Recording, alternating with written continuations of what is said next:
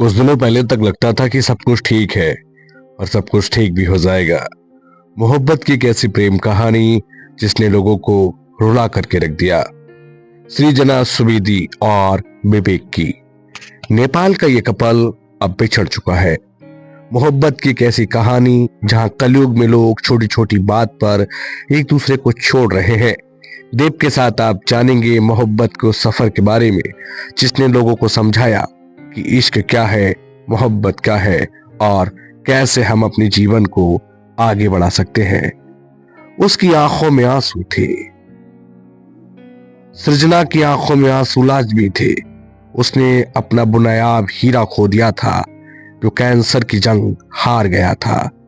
विवेक का जाना सिर्फ एक इंसान का जाना नहीं था, मोहब्बत की उस दास्तां का अंत हो जाना था जिसे लोग आगे बढ़ता हुआ देखना चाहते थे।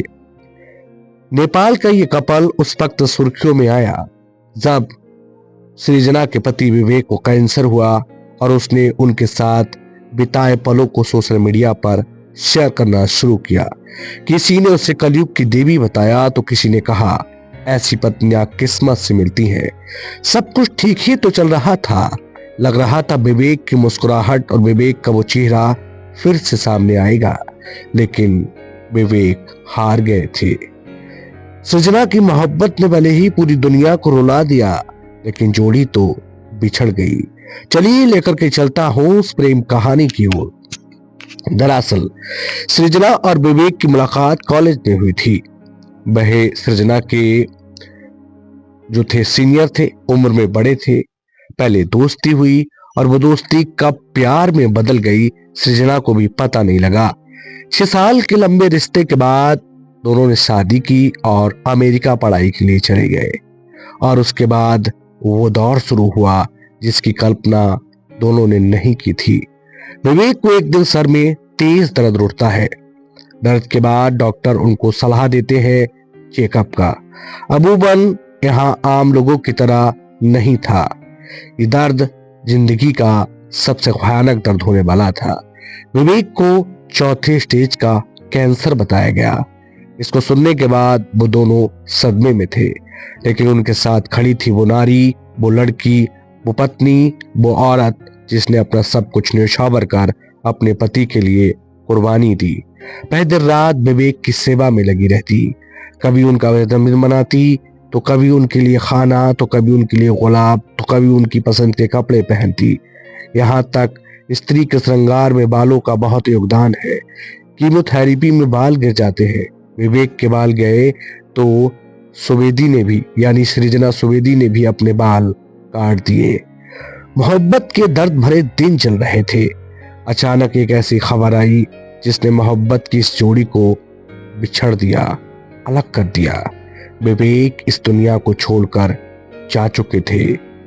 विवेक का जाना सिर्फ विवेक का जाना नहीं था, उन लाखों चाहने वालों के लिए एक ऐसी जोड़ी का बिछड़ना था जिसे लोग बिछड़ते हुए नहीं देखना चाहते थे। सृजना बदहवास और लाचार और बेबस टकटकी बंधाए चुपचाप बैठी थी। आसपास में परिवार के लोग थे और उसके साथ विवेक की बहुत सारी यादें, त्याग, समर्पण और जिंदगी के वो सुनहरे ख्वाब बिखरे पड़े थे जिनको लेकर कभी उसने सपने इन दोनों ने देखे थे। पढ़ाई, मोहब्बत, शादी, ख्वाब, कैंसर और उसके बाद इन दोनों का बिछड़ जाना। विवेक के अंतिम दर्शन के वक्त की कुछ तस्वीरें मैंने साझा की। मैं आपको दुखी नहीं करना चाहता, लेकिन कलयुग की इस लड़की ने जो किया वो मैं आपको दिखाना चाहता हूँ, बताना चाहता हूँ। उसने जिंदगी के उन छोटे छोटे पलों के लिए खास बना दिया। उसने महसूस करा दिया इश्क करने वाले किसी भी हाल में साथ नहीं छोड़ते। सृजना और विवेक की जोड़ी अमर है। मलाल इस बात का है कि विवेक इस दुनिया में नहीं है और वो इस दुनिया को छोड़कर जा चुके हैं।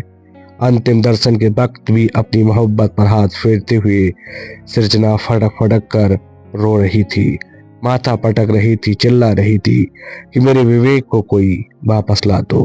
लेकिन ऐसा सिर्फ फिल्मों में होता है, असल जिंदगियों में नहीं। ये कहानी नहीं, उन औरतों के लिए, उन लोगों के लिए एक करारा तमाचा है जो छोटी सी बात पर डाइवोर्स और हम तुम्हारे साथ नहीं रहेंगे जैसे ताने देकर अलग हो जाते हैं। इन दोनों को नमन है।